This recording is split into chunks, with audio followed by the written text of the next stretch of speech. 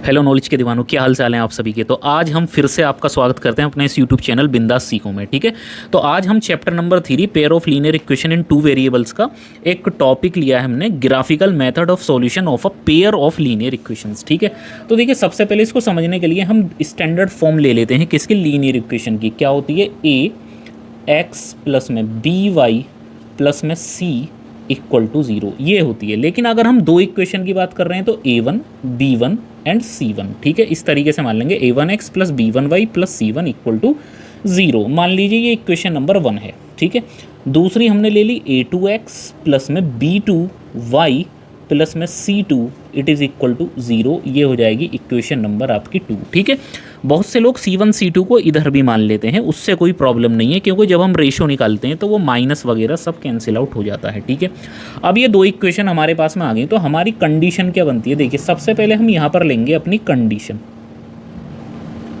ठीक है, कंडीशन लेंगे। दूसरे नंबर पे हम यहाँ पर लेंगे टाइप्स ऑफ लाइन। ठीक है, TYPES, टाइप्स ऑफ लाइन्स, कि उन लाइंस का टाइप्स क्या होगा। फिर हम लेंगे यहाँ पे नंबर ऑफ सॉल्यूशन, कि नंबर ऑफ सॉल्यूशन क्या होंगे। और फिर नंबर ऑफ सॉल्यूशन के बाद में हम लेंगे कंसिस्टेंट या फिर इनकंसिस्टेंट। ठीक है, तो दोस्तों बहुत ध्यान से आपको समझना है। देखिए जब हम a1/a2 करेंगे यानी रेशो निकालेंगे, और फिर हम y के कोफिशिएंट का रेशो यानी b1/b2, और फिर जो हमारे पास में एक कांस्टेंट टर्म होगी c1/c2, इनका रेशो हम निकाल के चेक करते हैं। तो अगर हमने निकाला a1/a2 और b1/b2, ठीक है, और वो दोनों रेशो आ जाते हैं नॉट इक्वल। ठीक है, a1/a2 it is not equal to b1/b2, तो इस तरह की जो लाइन्स होंगी उनको हम क्या बोलेंगे, इंटरसेक्टिंग लाइन। क्या बोलेंगे, इंटरसेक्टिंग लाइन्स। कैसी लाइन्स होंगी सर, वो इंटरसेक्टिंग लाइन्स होंगी, यानी वो किसी पॉइंट पर एक दूसरे को काटती होंगी। अगर वो इंटरसेक्टिंग लाइन होंगी तो नंबर ऑफ सॉल्यूशन क्या होगा उनका, यूनिक। ठीक है, यूनिक सॉल्यूशन होगा उनका, यानी कि 1, कोई भी एक उनका सॉल्यूशन होगा जिसको हम बोल सकते हैं कि भाई इस इक्वेशन का सॉल्यूशन ये है, एक ही सॉल्यूशन होगा उस इक्वेशन का। ठीक है, अच्छा उसके बाद में अगर उसका सॉल्यूशन है तो वो कैसी होगी, कंसिस्टेंट होगी। कैसी होगी सर, कंसिस्टेंट होगी। ये मैं आपको बेसिक चीज़ें बता रहा हूँ। अगर यही कंडीशन हम ऐसे ले लें कि a1/a2 का रेशो इक्वल आ जाए b1/b2 के, और b1/b2 का इक्वल आ जाए c1/c2 के, यानी तीनों रेशो इक्वल आ जाएं। अगर तीनों रेशो इक्वल आ जाएंगे तो इस तरह की लाइन को हम बोलेंगे कोइंसिडेंट लाइंस। कैसी लाइंस बोलेंगे सर, कोइंसिडेंट लाइंस। ये कोइंसिडेंट लाइंस होंगी, और ये कोइंसिडेंट लाइन जो होंगी तो इनका क्या होगा, इनफाइनाइट सॉल्यूशन होगा। क्या होगा, infinite many solution. Infinite many solution होगा। अच्छा सॉल्यूशन है, यूनिक है या इनफाइनाइट है, कैसा भी सॉल्यूशन है, कंडीशन रहेगी आपकी कंसिस्टेंट। क्या रहेगी सर, कंसिस्टेंट। अगर हम तीसरी कंडीशन लें a1/a2 it is equal to b1/b2 और it is not equal to c1/c2, यानी लास्ट वाला रेशो बराबर नहीं आए, तो इस तरह की जो लाइन होंगी वो कैसी लाइन होंगी, पैरेलल लाइंस होंगी। कैसी लाइन होंगी, पैरेलल लाइंस, यस, समांतर रेखाएं। और जब वो पैरेलल लाइंस होंगी तो उनका कोई सॉल्यूशन नहीं होगा, आप लिख देंगे नो सॉल्यूशन। ठीक, तो नो सॉल्यूशन हो जाएगा। और अगर सॉल्यूशन नहीं है तो वो क्या कहलाएगा आपका, इनकंसिस्टेंट। क्या कहलाएगा, इनकंसिस्टेंट कहलाएगा। ठीक है, एक बार फिर से रिपीट कर देता हूँ। जब हम दो इक्वेशन लेते हैं a1/a2 b1/b2 का रेशो बराबर नहीं आता है तो इंटरसेक्टिंग लाइन होती है, और इंटरसेक्टिंग लाइन का एक यूनिक सॉल्यूशन होता है, और जब सॉल्यूशन होता है तो उसको हम कंसिस्टेंट बोलते हैं। जब तीनों रेशो इक्वल आते हैं तो इस तरह की लाइन को हम कोइंसिडेंट लाइन बोलते हैं। कोइंसिडेंट लाइन जो एक ही पॉइंट पर दोनों लाइन आती हैं, और इस तरह की लाइन का इनफाइनाइट मैनी सॉल्यूशन होता है। लेकिन सॉल्यूशन होता है, जिसका भी सॉल्यूशन होता है चाहे कैसा भी हो, कंसिस्टेंट कहलाती है। और जब हम तीनों रेशो निकालते हैं लास्ट वाला इक्वल नहीं आता है तो पैरेलल लाइंस बोलते हैं, उसको नो सॉल्यूशन होता है, उसका कोई सॉल्यूशन नहीं होता। और अगर सॉल्यूशन नहीं है तो वो इनकंसिस्टेंट कहलाएगी। आई होप सो कि आपको ये बातें मेरी क्लियर हो गई होंगी। ठीक है, तो इस टेबल को आप ध्यान में रख लीजिए, वीडियो पॉज करके इसका स्क्रीनशॉट ले लीजिए और इसको लर्न कर लीजिए। ये आपकी बुक में भी है, चाहे तो हम वहाँ से भी इसको सीख सकते हैं। अब आते हैं हम एग्जाम्पल नंबर 4 की तरफ। एग्जाम्पल नंबर 4 आपका क्या कह रहा है कि check graphically whether the pair of equation, ठीक है भाई, ये जो इक्वेशन आपको दे रखी हैं इनको चेक करना है, कैसे ग्राफिकली चेक करना है, ठीक है, कि ग्राफ पर इनका सॉल्यूशन किस प्रकार का आएगा, इसको चेक करना है। तो देखिए सबसे पहले ग्राफ के लिए चेक करने के लिए अगर आप यहाँ पर देखने की कोशिश करें कि मैं a1/a2 निकालने की कोशिश करता हूँ, तो a1/a2 जब मैं निकालूंगा तो देखो यहाँ पर x का कोफिशिएंट क्या है 1 और यहाँ पर जो x का कोफिशिएंट है वो है 2, तो a1/a2 की वैल्यू आ गई 1/2, ठीक है। इसी तरह से मैं b1/b2 निकालने की कोशिश करता हूँ, ठीक है। तो देखिए b1/b2 जब मैं निकालूंगा तो यहाँ पर y का कोफिशिएंट है 3, तो मैं 3 लिख दूंगा, और यहाँ पर y का कोफिशिएंट है -3, तो मैं -3 लिख दूंगा, और जब इसको कैंसिल आउट करके सॉल्व करूँगा तो मेरे पास आएगी -1 वैल्यू। तो आप देख सकते हैं a1/a2 जब आपने निकाला तो 1/2 आया, b1/b2 जब आप निकालेंगे तो -1 आपका आएगा, ठीक है। तो a1/a2 it is not equal to b1/b2, ठीक है। तो आपको क्या पता चला कि a1/a2 b1/b2 के इक्वल नहीं आया है। अगर वो इक्वल नहीं आया है तो आप क्या कहेंगे कि सर ये इंटरसेक्टिंग लाइन है। कैसी है सर? इंटरसेक्टिंग लाइन है, ठीक है सर। और इंटरसेक्टिंग लाइंस हैं तो इनका यूनिक सॉल्यूशन होगा। कैसा होगा सर? यूनिक सॉल्यूशन होगा। और अगर सॉल्यूशन है तो वो क्या कहलाएगा सर? कंसिस्टेंट कहलाएगा। क्या कहलाएगा सर? कंसिस्टेंट कहलाएगा। तो इतनी बात आपको समझ में आ गई होगी। तो अब हम चलते हैं फ्रॉम फर्स्ट की तरफ, ठीक है। तो फ्रॉम फर्स्ट आपकी क्या है, जरा ध्यान से देख लीजिए, आपको दिख रहा होगा। फ्रॉम फर्स्ट है आपकी x + 3y = 6। क्या है सर? x + 3y = 6। तो इसमें आप लेट कर देते हैं कि x = 0। तो जब आप यहाँ x की वैल्यू 0 पुट कर देंगे तो आपके पास क्या बचेगा? 3y = 6, 3 × 2 = 6, तो y की वैल्यू कितनी आ जाएगी सर? आपकी 6 आ जाएगी। y की वैल्यू कितनी आ गई? आपकी 6 आ गई। और दूसरी बार में आप करेंगे लेट y = 0। अगर आप y = 0 पुट करेंगे तो x की वैल्यू कितनी आ जाएगी सर? आपकी 6 आ जाएगी, ठीक है। तो x की वैल्यू 6 आ गई। तो यहाँ पर एक टेबल बना लेते हैं, ठीक है। तो यहाँ आपने एक टेबल बना ली, और टेबल बनाने के बाद आपको x और y की वैल्यू उसमें पुट कर देनी है, ताकि ग्राफ बनाते टाइम हमको बहुत ज़्यादा आसानी हो। तो x की वैल्यू यहाँ पर x और y पुट करेंगे। जब x की वैल्यू आपकी 0 थी, ठीक है, तो y की वैल्यू कितनी आई थी? आपकी 2 आई थी। और जब y की वैल्यू आपकी 0 है, ठीक है, तो x की वैल्यू आपकी 6 आई है। तो ये पहली इक्वेशन का काम यहाँ पर ख़त्म हो जाता है। अब हम यहाँ पर लिखते हैं फ्रॉम 2, ठीक है। जैसे ही हम यहाँ पर फ्रॉम 2 लिखेंगे तो फ्रॉम 2 लिखने के बाद में हमारे पास में क्या इक्वेशन बनेगी कि अभी लेट कर लीजिए आप x की वैल्यू को, लेट कर लीजिए x की वैल्यू को आप 0। तो जैसे ही आपने इक्वेशन नंबर 2 में यहाँ पर 0 पुट करेंगे तो आपके पास में क्या बचेगा? -3y बचेगा, ठीक है, और = में 12 बचेगा। और 3 से इसको कैंसिल आउट करेंगे तो 3 4 12 होते हैं, ये माइनस इधर आ जाएगा। तो y की वैल्यू कितनी आ गई? -4, जब x की वैल्यू आपने 0 पुट की है, ठीक है। और लेट दूसरी बार में आपने क्या करा कि y की वैल्यू को 0 पुट कर दिया है। अगर आप y की वैल्यू को 0 पुट कर देंगे, ठीक है, तो यहाँ पे 0 पुट कर देंगे तो आपके पास क्या बचेगा? 2x = 12 बचेगा, और 2 से कैंसिल आउट करेंगे तो x की वैल्यू 6 आ जाएगी। तो फिर से एक दूसरी टेबल बनेगी जो इक्वेशन नंबर 2 की हेल्प से हमने फाइंड करिए, ठीक है। तो यहाँ पर फिर से हम यही रखेंगे, x रखेंगे, y रखेंगे। और सर जब x की वैल्यू 0 थी तो y की वैल्यू -4 आई थी, y की वैल्यू 0 थी तो x की वैल्यू 6 आई थी, ठीक है। तो सबसे पहले हमने इनके रेशो चेक करे। रेशो में हमें पता चला कि सर ये तो बराबर नहीं आ रहे हैं रेशो इनके स्टार्टिंग वाले, तो इंटरसेक्टिंग लाइन हो गई, यूनिक सॉल्यूशन होगा, कंसिस्टेंट हो गया, ठीक है। और फिर हमने ग्राफ की बनाने की वजह से इसने बोला है चेक ग्राफिकली, ठीक है। तो हमने 2 टेबल बना ली। अब जो हमने 2 टेबल बनाई हैं उनको हम ग्राफ पे किस तरह से रिप्रेजेंट करते हैं वो आप देख लीजिए, ठीक है। तो ग्राफ पे रिप्रेजेंट करने के लिए ये आपके पास मैंने स्क्रीन पे लगा दिया है ग्राफ, ठीक है। और जो वैल्यू अभी हमने टेबल में निकाली थी वो मैंने यहाँ पर साइड में लिख दी हैं। तो आई होप कि आपको ये सब बहुत अच्छे से दिख रहा होगा। देखिए जब हम x की वैल्यू 0 लेते हैं, ये रही 0, ठीक है, तो y की वैल्यू उस समय 2 आती है, तो ये आ गई आपकी 2, ठीक है, ये बन गया आपका एक पॉइंट, ठीक है। और सर जब y की वैल्यू 0 होती है तो x की वैल्यू आती है आपकी 6, तो ये आ गई आपकी x की वैल्यू 6। ध्यान से देखिए, x की वैल्यू जब 0 थी तो x की वैल्यू 0 थी तो y की वैल्यू आपने 2 ले ली, तो एक पॉइंट बन गया। और जब y की वैल्यू आपकी 0 थी तो x की वैल्यू आपकी 6 थी, तो ये आपका दूसरा पॉइंट बन गया। और अब इन दोनों पॉइंटों को आप बहुत ही अच्छे से ध्यान से इनको मिला देंगे, ठीक है। कोई जल्दबाजी नहीं करनी है, इसमें गलत हो जाता है वरना, ठीक है। तो बहुत आराम से आप इसको मिलाने की कोशिश करेंगे। तो ये आपने इसको बिल्कुल अच्छे से मिला दिया है, ठीक है। चलिए जी, दूसरा वाला देख लेते हैं आप, जब x की वैल्यू 0 है यहाँ पर, ठीक है, तो y की वैल्यू -4 है। माइनस की वैल्यू कहाँ होती है y की, नीचे की तरफ, तो ठीक है ये आपने पॉइंट बना दिया। अच्छा, जब y की वैल्यू आपकी 0 है ये रही, तो x की वैल्यू आपकी फिर से 6 आने वाली है, ये रही। ध्यान से देखिए सर, जब y की वैल्यू आपकी 0 है तो x की वैल्यू दोबारा से आपकी 6 आने वाली है, यानी यही वाला पॉइंट। और अगर यही वाला पॉइंट आने वाला है तो इसको आप यहाँ पर मिला देंगे, ठीक है। तो इन दोनों पॉइंटों को आपस में आप यहाँ पर मिलाने वाले हैं, ठीक है जी। ये आपके दोनों पॉइंट आपस में ये मिल गए यहाँ पर, ठीक है। चलिए, तो आपको पता चला कि ये इस पॉइंट पर इंटरसेक्ट कर रही हैं, यानी कि इंटरसेक्टिंग लाइन थी, अभी हमने बोला था। तो आप यहाँ पर लिख भी सकते हैं कि इंटरसेक्टिंग लाइंस, ठीक है। इंटरसेक्टिंग लाइंस है तो उनका यूनिक सॉल्यूशन होगा, यस या नो? यूनिक सॉल्यूशन होगा सर उनका। तो यूनिक सॉल्यूशन क्या होगा, देखिए यहाँ पर मिल रहा है तो x की वैल्यू कितनी आ गई सर आपकी, 6 आ गई।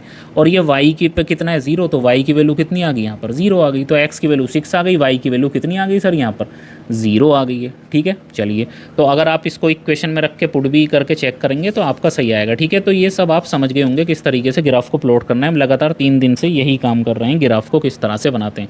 तो आपका एग्जाम्पल नंबर हमने यहाँ पर 4 बिल्कुल कर दिया है, तो एग्जाम्पल नंबर 5 की तरफ अब हम चलने की कोशिश करते हैं। चलिए, तो एग्जाम्पल नंबर 5 आपका ये रहा, ठीक है। तो एग्जाम्पल नंबर 5 को देख लेते हैं, क्या कह रहा है, ग्राफिकली, ठीक है। इसमें भी ग्राफ का ही मैटर है। Find whether the following pair of equation, ठीक है।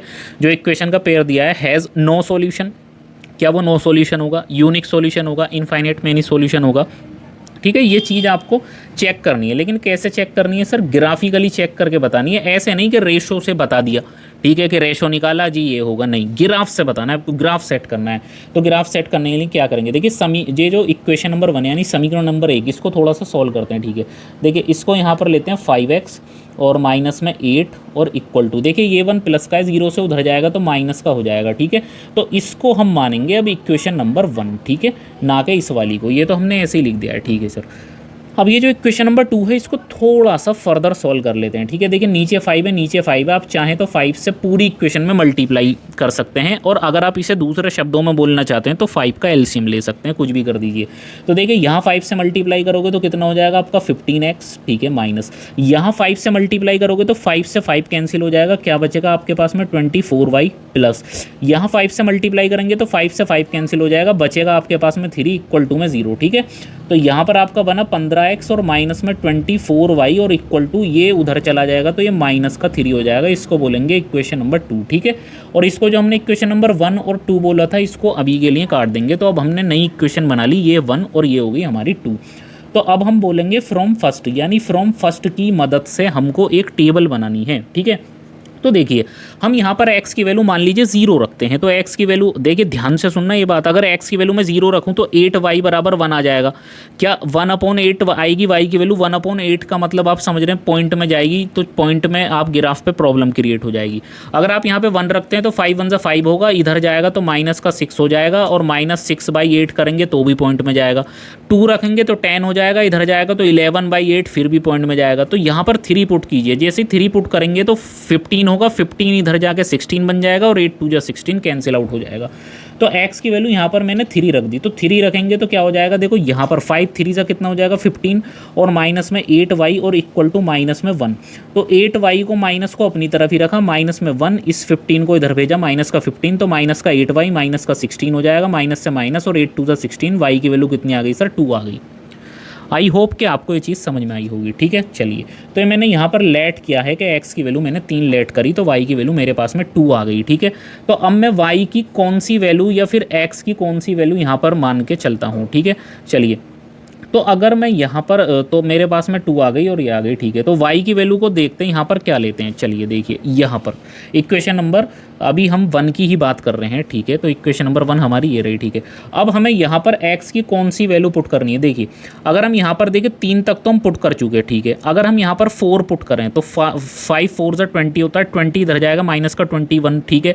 तो वो नहीं कैंसिल आउट हो पा रहा है, ठीक है, प्रॉब्लम क्रिएट हो रही है यहाँ पर, और भी लंबी वैल्यूज़ होंगी। तो हम यहाँ पर y की वैल्यू से मदद करते हैं, तो यहाँ पे हम लेंगे लेट y इक्वल टू, तो y की वैल्यू 0 नहीं ले सकते, 1 लेंगे तो भी प्रॉब्लम होगी, 2 लेके देखते हैं। अगर हम यहाँ पर y की वैल्यू 2 लेने की कोशिश करें, ठीक है, तो 2 से भी बात नहीं बनेगी। अगर हम यहाँ पर 7 लेते हैं, देखिए हमारे पास में यहाँ पर 5 है, तो 5 से ऐसी वैल्यू लो जो 5 से कट जाए, तो यहाँ पर y की वैल्यू 7 लेके देखते हैं, 8 सत्ते 56, ठीक है, काम बन जाएगा, तो 7 ले लीजिए। तो आपके पास में क्या बनेगा क्वेश्चन, 5x माइनस में 8x की y की वैल्यू 7 और इक्वल टू माइनस में 1, ठीक है। तो ये हो जाएगा आपका 5x और 8 सत्ते 56 यानी माइनस का 56 इक्वल टू माइनस का 1, तो यहाँ पर बचा 5x इक्वल टू माइनस में 1, ठीक है। ये जो माइनस का 56 है उधर जाके प्लस का 56 हो जाएगा, तो 5x इक्वल टू 55 हो जाएगा और 55 कैंसिल आउट हो जाएगा, तो x की वैल्यू 11 आ जाएगी, ठीक है। तो दोस्तों यहाँ पर कोई रटने वाली चीज़ नहीं है, आपको यहाँ पर हिट एंड ट्रायल मेथड लगाना पड़ेगा। हिट एंड ट्रायल का मतलब होता है रख रख के चेक करना पड़ेगा। मैंने देखा जब मैं यहाँ पे 7 रखूँगा तो 56 मिलेगा, 56 इधर जाके 55 बनेगा और 55 इस 5 से कैंसिल आउट हो जाएगा, ठीक है। तो मेरे पास में x और y में एक टेबल यहाँ पर बन गई। कैसे, जब x की वैल्यू मैंने 3 ली तो y की वैल्यू 2 आई और x की वैल्यू 11 ली तो y की वैल्यू 7 थी मेरे पास, ठीक है। तो एक मेरे पास में ये टेबल बन गई, ठीक है सर। चलिए जी, यहाँ पर मेरे पास में टेबल बन चुकी है, ठीक है। तो अब हम लेते हैं फ्रॉम टू से, तो मैं यहाँ पर लिख देता हूँ, आप सभी को दिख रहा होगा। तो फ्रॉम टू मेरी, देखिए फ्रॉम टू कौन सी है, ये रही मेरी फिंगर के पास, आपको पता चल रहा होगा। अब देखिए ध्यान से, अगर मैं यहाँ पर लेट करता हूँ कि x की वैल्यू में लेट कर लूँ, यहाँ पर देखो 1, ठीक है। हिट एंड ट्रायल लगाते हैं, 1 या 0, तो 0 पुट करेंगे तो यहाँ पर 24 से 3 कटेगा नहीं, 1 पुट करेंगे तो 15 आएगा, 15 इधर जाके 18 बन जाएगा। क्या 24 से 18 डिविजिबल होता है? नो। अगर हम यहाँ पे 3 पुट करेंगे तो 30 आ जाएगा, 30 इधर जाके 33 बना देगा। क्या 33 इससे कैंसिल आउट होता है? क्या 33 भाई 45 बन जाएगा ना 3 रखने पर, 15 3 ज़ा 45, तो इधर जाके 48 बन जाएगा। यस, इससे कैंसिल हो रहा है। तो हम यहाँ पर करेंगे लेट x इक्वल टू 3, तो x इक्वल टू 3 रखेंगे तो 15 इंटू 3 हो जाएगा और माइनस का 24y हो जाएगा और माइनस का 3, ये हम फ्रॉम 2 से लेके चल रहे हैं। तो माइनस का 24y और माइनस का 3, और देखिए 15 3 ज़ा 45 उधर जाके माइनस का 45, तो माइनस का 24y बराबर माइनस का 48, और इनको कैंसिल आउट कर देंगे माइनस से माइनस, और 24 2 ज़ा 48, तो y की वैल्यू कितनी आ गई सर? 2 आ जाएगी, ठीक है। y की वैल्यू कितनी आ जाएगी? यहाँ से 2 आ जाएगी। अब देखिए y की वैल्यू यहाँ पर 0 पुट नहीं कर सकते, 1 पुट करेंगे। अगर हम 1 पुट करें तो इधर जाएगा आपका 1 पुट कर लिया तो 24 इधर जाके प्लस का 21, ठीक है। तो थोड़ा बहुत आगे पीछे पॉइंट में जाएगा तो 1 पुट करके देख लेते हैं। तो यहाँ पर हम लिखेंगे लेट y इक्वल टू 1, ठीक है। तो y की वैल्यू अगर हमने 1 पुट करी तो हमारे पास में क्या बना, 15x माइनस में 24 और इक्वल टू माइनस में 3, तो 15x इक्वल टू माइनस का 3 और प्लस का 24 उधर जाके, ठीक है।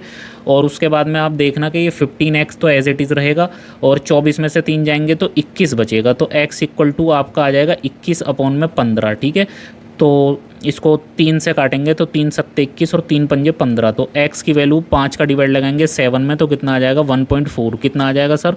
1.4 आ जाएगा, ठीक है। तो यहाँ पर हम देखिए यहाँ टेबल बना देते हैं जहाँ हमारे पास जगह है। तो x और y में क्या टेबल बनेगी आपकी, ज़रा ध्यान से देख लीजिए। तो x की वैल्यू जब आपने 3 ली थी, ठीक है, तो y की वैल्यू कितनी आई थी सर? 2 आई थी, तो ये रख दिया आपने 2, ठीक है। लेकिन जब y की वैल्यू आपने 1 मानी थी ना 1, तो x की वैल्यू कितनी आई थी? 1.4 आई थी, ठीक है। तो 1.4 लगभग 1.5 यानी 1.5 के ही आसपास है, तो इसलिए हम ये वाली वैल्यू को ले सकते हैं, इसमें कोई प्रॉब्लम नहीं है, ठीक है। तो अब हम इसी का ग्राफ ले लेते हैं और देखिए ये वाली जो वैल्यू है ना मैंने ग्राफ पे पहले ही पेस्ट कर दी है ताकि आपको ग्राफ बनाने में कोई प्रॉब्लम नहीं हो, ठीक है। तो you can see this graph, ठीक है। तो आप ये देख सकते हैं इस ग्राफ को। तो देखिए सबसे पहले हमने क्या लिया, देखिए x की वैल्यू 3 है, ठीक है, ये रही। तो y की वैल्यू कितनी है सर? 2 है, देखिए 2। तो x की वैल्यू जब 3 है यहाँ पर तो y की वैल्यू कितनी है सर? ये आ गई आपकी 2, तो एक पॉइंट आपका ये बन रहा है, ठीक है सर। अब देखिए x की वैल्यू अगर हमारे पास में 11 है, ये रही x की वैल्यू हमारे पास में 11 है, तो y की वैल्यू कितनी है सर? हमारे पास में 7 है। यस या नो? y की वैल्यू कितनी है हमारे पास में? 7 है, ठीक है। चलिए और दूसरी इक्वेशन देखिए, दूसरी इक्वेशन देखिए, ठीक है। तो दोस्तों ये हमने यहाँ पर पॉइंट लगा दिया। तो अब देखिए इसी पॉइंट पर ऊपर चलते हैं, ठीक है। तो देखिए यहाँ 2 है, यहाँ 3 है, तो हमारे पास में कौन सा पॉइंट आ रहा है? ये वाला पॉइंट आ रहा है, ठीक है। चलिए तो इस पॉइंट को हमने ले लिया है। चलिए अब देखिए y की वैल्यू 7 है, तो y की वैल्यू 7 ये रही और x की वैल्यू 11 ये रही, तो 11 और 7, ठीक है। तो कहाँ पर ये जा रहा है? ये 7 वाली आपकी लाइन है, ठीक है। तो ये 11 वाली ये रही, ठीक है। तो ये वाला एक पॉइंट बन गया, ठीक है। तो एक पॉइंट आपका ये बन रहा है, ठीक है, और एक पॉइंट आपका ये बन रहा है। देखिए चाहें तो आप इसको नाम दे सकते हैं, ये आपका 3,2 है, ठीक है, और ये वाला आपका x की जगह 11 y की जगह 7 है, तो आप चाहें तो इसको 11,7 भी लिख सकते हैं। ठीक है सर। अब देखिए ध्यान से देखिए दूसरी वाली जो इक्वेशन है आपकी ये वाली, पहले तो इसको आप मिला दीजिए। ठीक है, जब आपके पास में एक इक्वेशन के 2 पॉइंट आ गए तो इसको आप मिला दीजिए। ठीक है, तो बहुत ध्यान से आप इसको मिला देंगे। चलिए,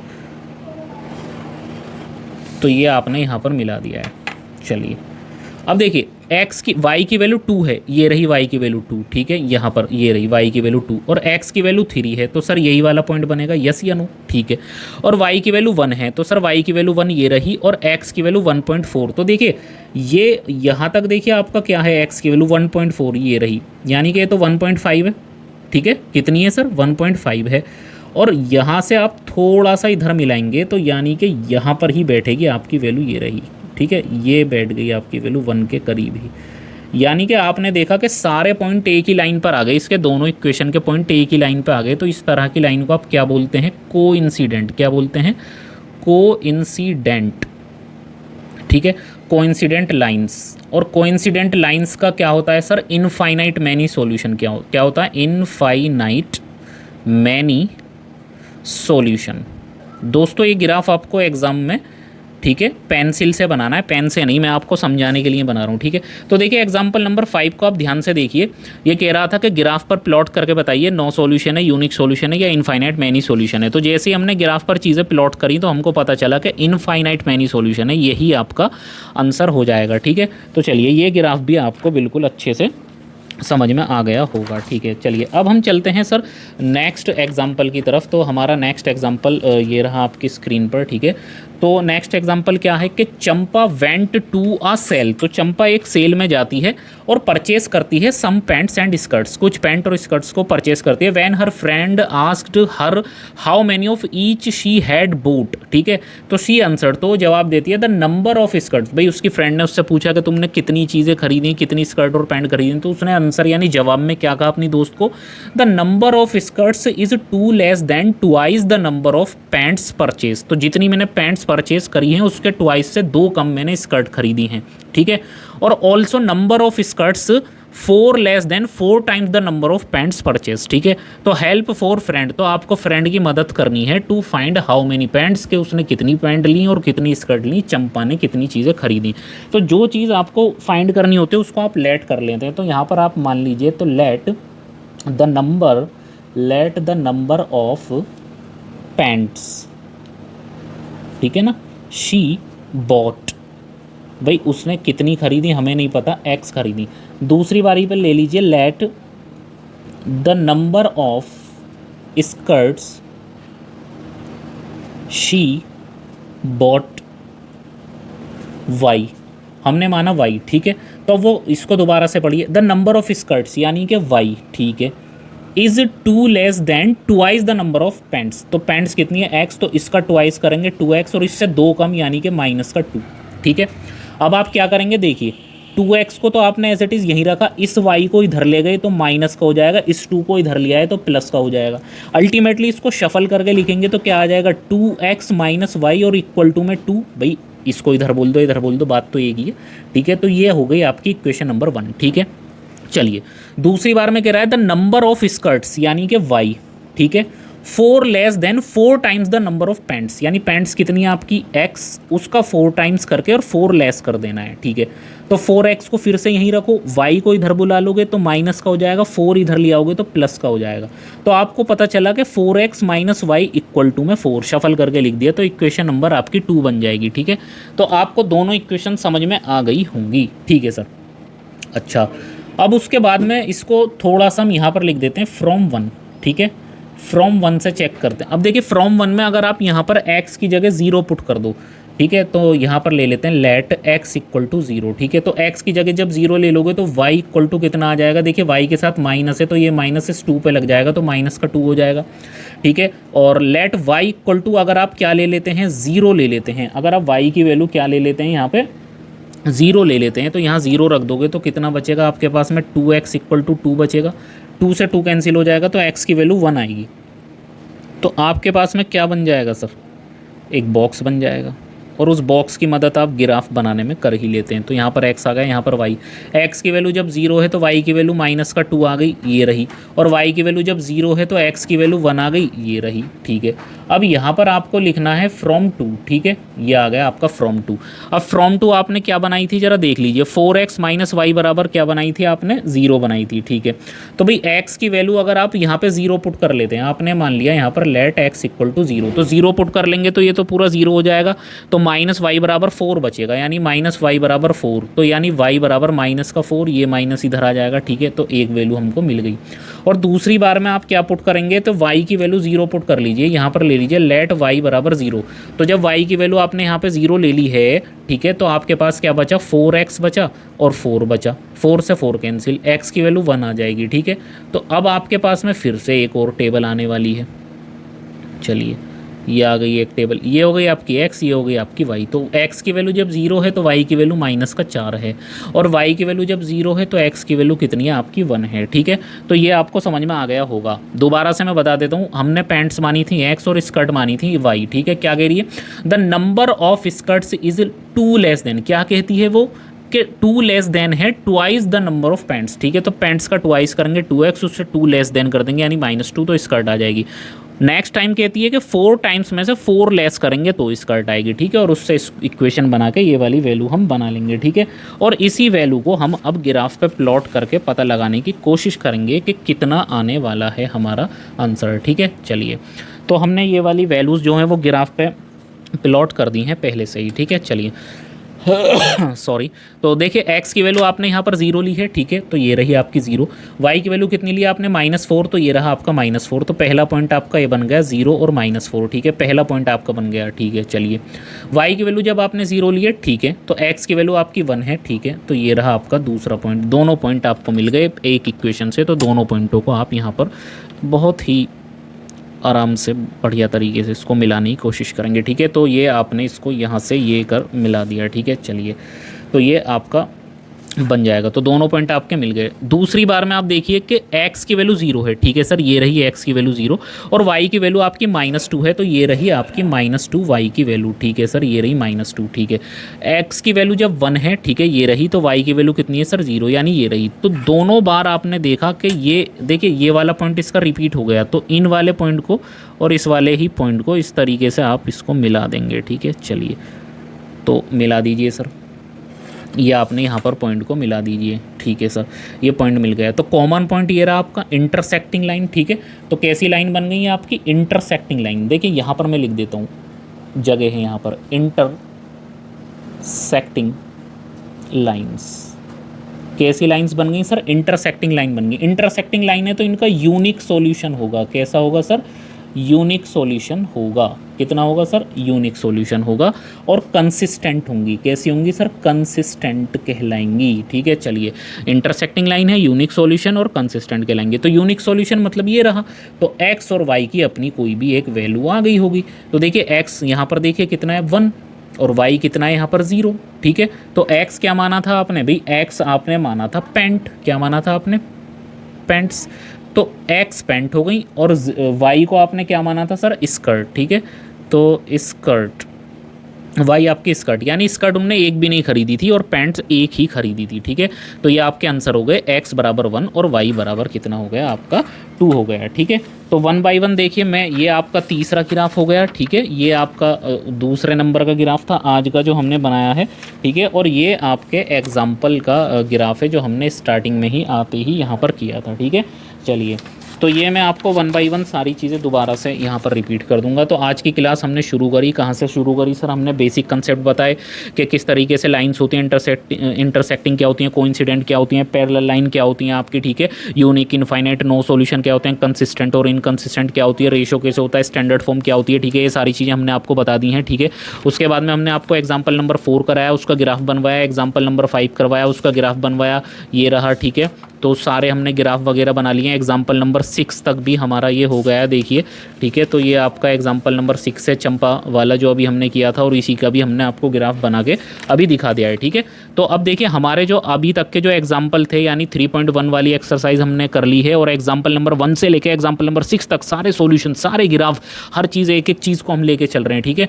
तो अगर आपको हमारी मेहनत पसंद आ रही है तो आपका भी एक फ़र्ज बनता है कि आप हमारे इस चैनल बिंदास सीखो को सब्सक्राइब करें, ठीक है, लाइक करें, शेयर करें और बेल आइकन को प्रेस करके, ठीक है, और बेल आइकन को प्रेस कर लें ताकि आने वाली वीडियो की जो नोटिफिकेशन है आपको बिल्कुल टाइम पर मिल जाए, ठीक है।